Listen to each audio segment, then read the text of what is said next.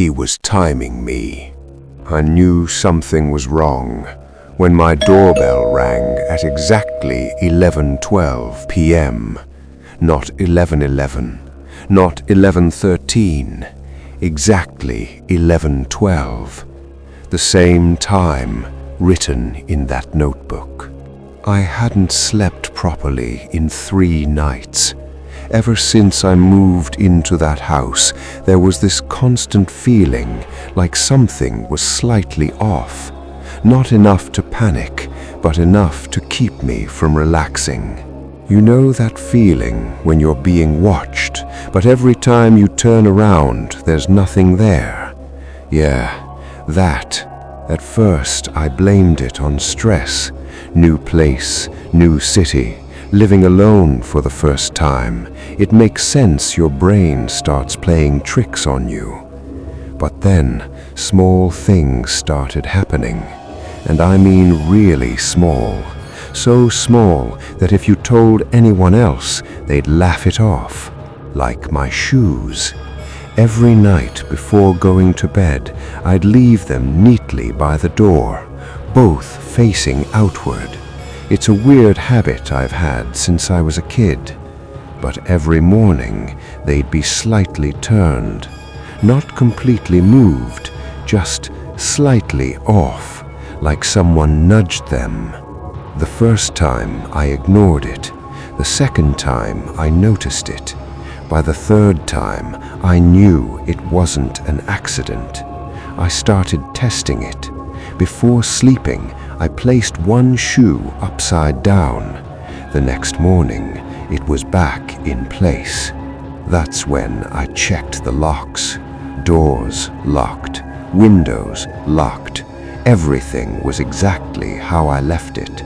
That should have made me feel safe, but it didn't. Because if everything was locked, then how was anything moving? I didn't tell anyone, because what was I supposed to say? Hey, I think someone is secretly fixing my shoes at night. Yeah, sounds insane, but deep down, I knew something was wrong. 2 nights later, things escalated. I woke up around 3 a.m. No reason, just suddenly awake. My room was completely dark, except for a faint glow coming from the hallway. At first, I thought I left the light on, but I clearly remembered turning everything off before sleeping. I sat up slowly, listening. Silence. Then, a soft sound, like paper being flipped. My heart started racing. There was no one else in the house. There shouldn't have been. I grabbed my phone and turned on the flashlight. The hallway light was on, and my bedroom door was slightly open. I always close it completely. Always. I stood up, trying to stay quiet, and slowly walked toward the door. Every step felt louder than it should have been. My breathing felt too heavy. Everything felt wrong. As I reached the door, the sound stopped. Completely. I froze, because that silence, it felt worse than the noise. I pushed the door open. The hallway was empty. The light was on, and everything looked normal. Too normal. I checked every room. Kitchen, empty. Living room, empty. Bathroom, empty. Nothing. But when I came back to my room, that's when I saw it. My laptop was open. I clearly remembered shutting it down before sleeping. Not sleep mode, shut down. The screen was on, and there was a document open. I walked closer, slowly. There was text on the screen, not something I wrote. It was a list. Times. 7:15 p.m. entered house. 8:02 p.m. made dinner. 9:47 p.m. phone call. 11:36 p.m. lights off. My stomach dropped because those times were accurate, perfectly accurate. I hadn't told anyone my routine.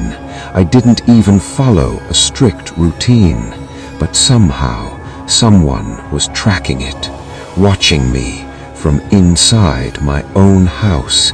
That's when I heard it, a soft creak right behind me. I turned around instantly, flashlight shaking in my hand.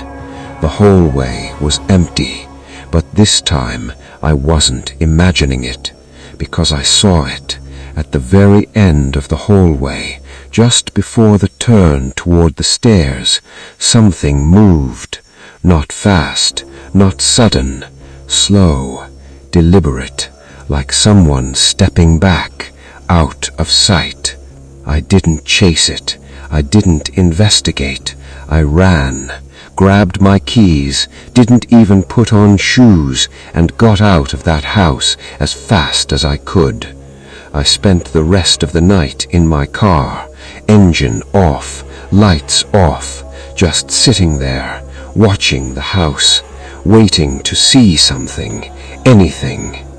But nothing happened. No lights, no movement, no signs of life. It just sat there, quiet, still, like it was waiting for me to come back. I didn't go back inside until morning, and even then I didn't want to, but I had to. My stuff was still there. Everything looked normal again, exactly how I left it, except for one thing, the laptop. It was shut down, and on top of it was a small piece of paper. I don't know where it came from. I don't know how it got there, but I remember exactly what it said, because it's burned into my memory. Tonight, don't run. He was living with me. I didn't touch that note for a full minute. Tonight, don't run. It didn't feel like a threat. It felt like a request. And somehow, that made it worse. I stood there in my room, staring at that piece of paper, trying to make sense of it. Someone had been inside my house, not just once, multiple times, watching me, studying me, writing down everything I did, and now they were talking to me. My first instinct was to grab my stuff and leave, just get out, forget everything, pretend this place never existed. But something stopped me. Not courage, not bravery, curiosity. Whoever this person was, they had been right there, close enough to hear me breathe, and I never noticed. That thought did something to me. It flipped something in my brain. I didn't want to run anymore. I wanted to know. So I made a decision that I still question to this day. I stayed, but this time I prepared. I went out and bought 2 small security cameras from a nearby store. Nothing fancy, just enough to record. I placed one in the living room and one facing the hallway leading to my bedroom, hidden, out of sight. If someone was coming in, I was going to see them. That night felt different, heavier, like the house knew I was onto something. I kept the lights off, sat on the couch, pretending everything was normal. But I wasn't scrolling my phone. I wasn't relaxed. I was waiting. 11 p.m., nothing. 11:08 p.m., still nothing. My heart started racing. 11:12 p.m. Ding! The doorbell. My entire body froze. Slowly, I stood up. Every step toward the door felt like I was walking into something I couldn't undo. I I didn't open it immediately. Instead, I looked through the peephole. No one. The porch was empty. I opened the door slowly. Still nothing. But then, I looked down. A small object sat on the ground. Another notebook. I picked it up. My hands were shaking now. Inside, more entries. But these weren't observations. These were thoughts.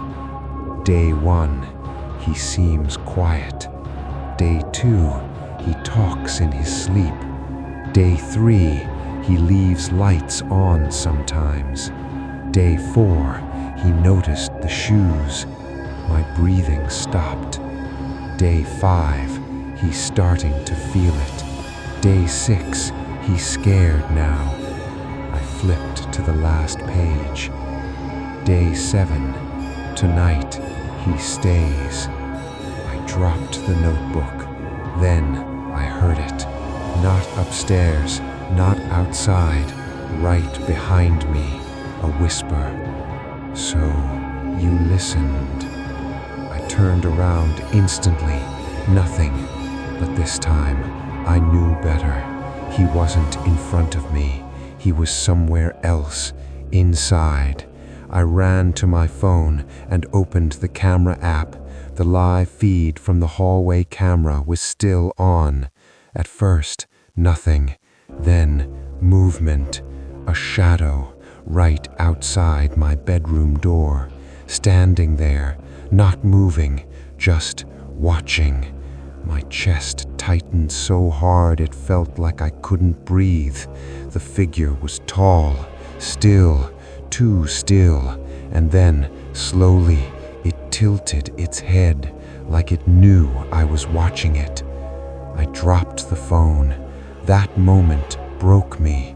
I ran straight out of the house, didn't look back, didn't stop. I got into my car and drove, no destination, just away. I didn't stop until I reached a gas station miles away. Bright lights, people around, safe. I stayed there for hours, trying to calm down, trying to think, but one thought kept repeating in my head. He wasn't breaking in. He was already inside. The next morning, I went back. I don't know why. Maybe to prove it wasn't real. Maybe to get closure. But deep down, I knew what I was going to find. The house looked normal again. Too normal. I walked inside slowly, every step cautious. Nothing moved. No sounds. No signs of anyone. I checked the cameras. The living room footage, normal, but the hallway footage, my hands started shaking as I played it. There I was, sitting on the couch, waiting.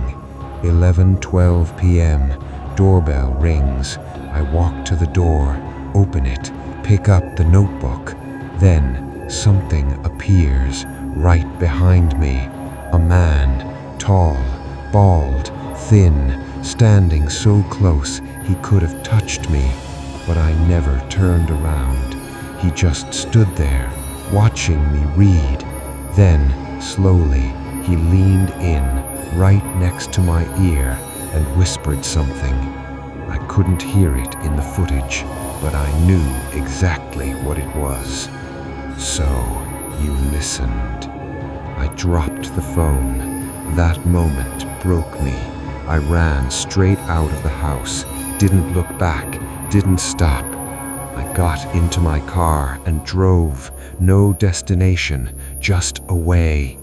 I didn't stop until I reached a gas station miles away.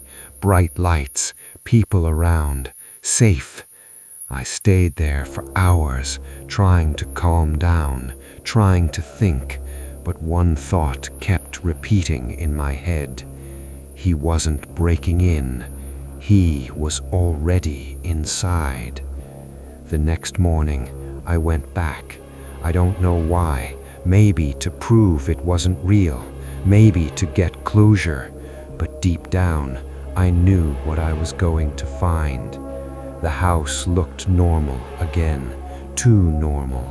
I walked inside slowly, every step cautious. Nothing moved, no sounds, no signs of anyone. I checked the cameras, the living room footage, normal, but the hallway footage, my hands started shaking as I played it. There I was, sitting on the couch, waiting. 11:12 p.m. Doorbell rings. I walk to the door, open it, pick up the notebook. Then something appears right behind me. A man, tall, bald, thin, standing so close he could have touched me. But I never turned around. He just stood there, watching me read. Then, slowly, he leaned in, right next to my ear, and whispered something. I couldn't hear it in the footage, but I knew exactly what it was. "So, you listened." I dropped the phone. That moment broke me. I ran straight out of the house, didn't look back, didn't stop. I got into my car and drove, no destination, just away. I didn't stop until I reached a gas station miles away. Bright lights, people around, safe. I stayed there for hours, trying to calm down, trying to think, but one thought kept repeating in my head. He wasn't breaking in. He was already inside. The next morning, I went back. I don't know why. Maybe to prove it wasn't real. Maybe to get closure. But deep down, I knew what I was going to find. The house looked normal again, too normal. I walked inside slowly, every step cautious. Nothing moved, no sounds, no signs of anyone. I checked the cameras, the living room footage, normal, but the hallway footage, my hands started shaking as I played it. There I was, sitting on the couch, waiting. 11:12 p.m. Doorbell rings. I walk to the door, open it, pick up the notebook. Then something appears right behind me. A man, tall, bald, thin, standing so close he could have touched me. But I never turned around. He just stood there, watching me read. Then, slowly, he leaned in, right next to my ear, and whispered something. I couldn't hear it in the footage, but I knew exactly what it was. I couldn't move. My body just locked. He was standing there at the end of the hallway, exactly like in the video. Same height, same expression, same smile.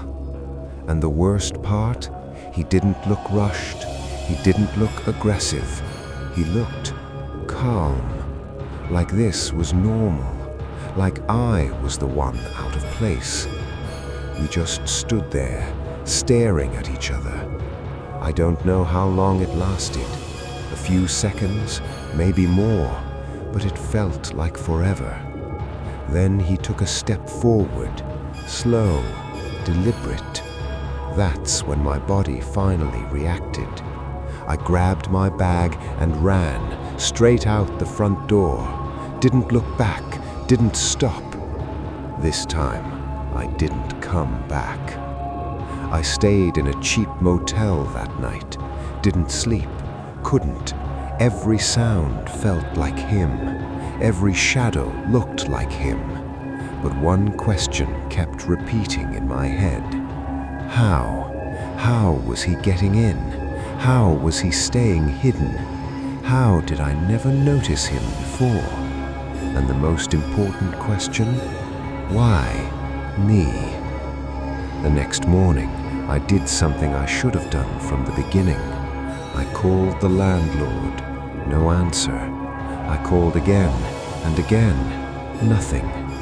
That's when I decided to go back. Not inside, just outside. I needed answers. The house looked the same, quiet, still, like nothing had ever happened. I walked around the side of the house, then to the back. That's when I saw it. A small door, near the ground, almost hidden, like a maintenance hatch. I don't remember seeing it before. It was slightly open. My chest tightened. I shouldn't have gone closer, I know that now, but I did. I pulled it open, and a smell hit me immediately. Rotten, damp, stale air. There was a narrow space inside, not a room, not exactly, more like a crawl space, just big enough for someone to move through. My heart started pounding. I turned on my phone flashlight and pointed it inside. There were things down there, food wrappers, water bottles, blankets, clothes. Someone had been living there for a long time. Then I saw something that made my stomach drop. A small hole in the wall, perfectly positioned, leading into my bedroom. I stumbled back, almost falling. Everything clicked. He didn't break in. He was already inside before I even moved in, watching, waiting, learning. I don't know how long I stood there, trying to process everything. Then I heard something from inside the crawl space, a soft movement like fabric shifting. My blood ran cold. Slowly, very slowly, I pointed the flashlight back inside. At first, nothing. Then, two eyes, reflecting in the dark, staring right at me. I dropped the flashlight and ran, faster than I ever have in my life. I called the police. This time I didn't hesitate. They arrived within minutes. I tried explaining everything. The man, the cameras, the crawl space. They went inside, checked everything, came back out, and said the same thing I feared. There's no one there. I shook my head. That's not possible. I saw him. He was there. One officer looked at me seriously. We did find something. My heart dropped. They showed me. Inside the crawl space, everything was gone. No blankets, no food, no clothes, nothing, like no one had ever been there, except for one thing, carved into the wood, deep, messy, like it was done with a knife. You let me in. I moved out of that city the same week, didn't tell anyone where I was going, didn't leave a trace. I tried to forget everything, and for a while it worked. Until a few months later, I was in my new apartment, different city, different life, trying to move on. One night, I got home late, tired, exhausted. I dropped my keys on the table, took off my shoes, and froze, because they weren't where I left them. One of them was slightly turned, not completely moved, just slightly off. And on the table, next to my keys, was a small piece of paper. My hands started shaking before I even picked it up. I already knew what it was going to say. I opened it. Day 1, new house. I didn't sleep that night, or the next, because now I understand something I didn't before, something I wish I never realized. He doesn't break in. He doesn't force his way inside. He waits. He watches. And when the time is right, you let him in.